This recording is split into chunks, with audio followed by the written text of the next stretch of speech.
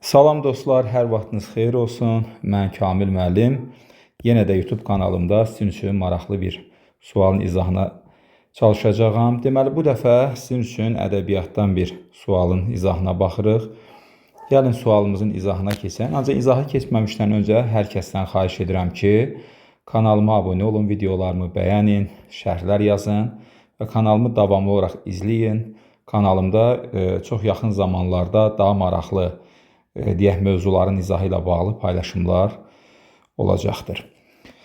Və müəllimlərin işə qəbulu müsabiqəsinə hazırlaşan, sertifikasiya imtahanına hazırlaşan şəxslər, eyni zamanda şagirdlər, abituriyentlər kanalımdan faydalana bilərlər. İndi baxaq sualımıza. Deməli, Hüseyn Cavidin İblis əsərində öz əksini tapmış əsas məsələləri müəyyən etmək lazımdır. Sual deməli, Hüseyn Cavidlə bağlıdır, İblis faciəsi ilə bağlıdır. Nəzərinizə çatdırım ki, Hüseyn Cavid bu faciəni 1918-ci ildə qələmə almışdır və bu onun nəzmlə yazılmış bir əsəridir. Janrı qeyd edirəm, bir daha faciədir. Deməli, birinci fikirdə yazılır ki, ədalətsiz müharibələrin törətdiyi faciələr. Bəli, bax burada ədalətsiz müharibələrin törətdiyi faciələr, insanlara gətirdiyi fəlakət, müharibənin törətdiyi o gətirdiyi fəlakət əsərdə göstərilir. Və bu əsər yazılanda, yəni 1918-ci ildə Birinci Dünya müharibəsi başa çatmışdı, 1914-18. Yəni, o müharibə ilə bağlı, müharibənin törətdiyi o fəlakətlərlə bağlı insanlığa nə qədər böyük problemlər yaratdığını əsərdə biz görürük. Sonra, milli mənəvi dəyərlərin yaşadılması. Yəni, bu poemada belə bir məqam yoxdur. Milli mənəvi dəyərlərimizin yaşadılması ilə bağlı məsələ qaldırılmamışdır. Ona görə biz biri götürsək də ikini götürmürük. 3. Qalib ordunun insanlığa qarşı yönəlmiş cinayətləri. Əsərdə hər hansısa bir qalib ordu və o ordunun insanlığa qarşı yönəlmiş cinayətləri məsələsi yoxdur. Sadəcə olaraq, ümumiyyətlə əsərdə real hərb səhnələri yoxdur. Hadisələr avqust ayında Bağdad civarında cərəyan eləyir və müharibə real olmasa da, yəni real müharibə daha doğrusu səhnələri olmasa da müharibənin fəlakətlərini, müharibələrin insanlara nə qədər çox bəla gətirdiyini görürük. Burada qalib ordunun insanlara qarşı yönəlmiş konkret cinayətlərindən söz açılmır. Ona görə bunu səhv götürürük.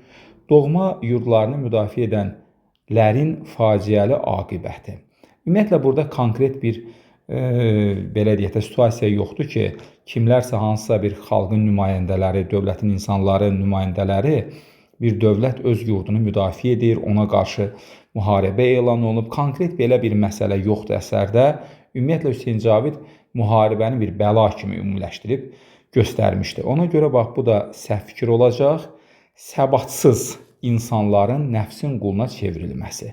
Bəli, səbatsız, yəni, necə deyərlər, o gücsüz insandır, səbatı olmayan, bir taqəti olmayan, nəyəsə qarşı, yəni, bacarmayan, onun qarşısında dayana bilməyən insanların, deyək ki, nəfsin quluna çevrilməsi məsələsi var. Məsələn, əsərdə bir Arif obrazı var və o, əsərin əvvəlində həqiqət axtarışında olsa da zamanla dəyişilir. O, necə deyərlər, içərisindəki iblisanə o hisslərə qalib gələ bilmir. Sonda özü də iblisləşən bir insan olur, faciələr törədir. Orada Xavər adlı bir məsum, günahsız qızı öldürür. Eyni zamanda öz qardaşının qatilinə çevrilir və iblisin təsiri ilə iblisləşir. Altun sınağından, kurşun, necə deyərlər, silah sınağından, o şərab sınağından çıxa bilmir. Aydındırmı? Və faciənin qurbanına çevrilir. Bu mənada bizə lazım olan fikirlərdən biri də 5-dir. Aydındırmı? 5 və 1. Bu da öz əksini tapıb A variantında. Ona görə biz testimizin doğru cavabı olaraq A variantını seçirik. İzlədiyinizə görə təşəkkür edirəm.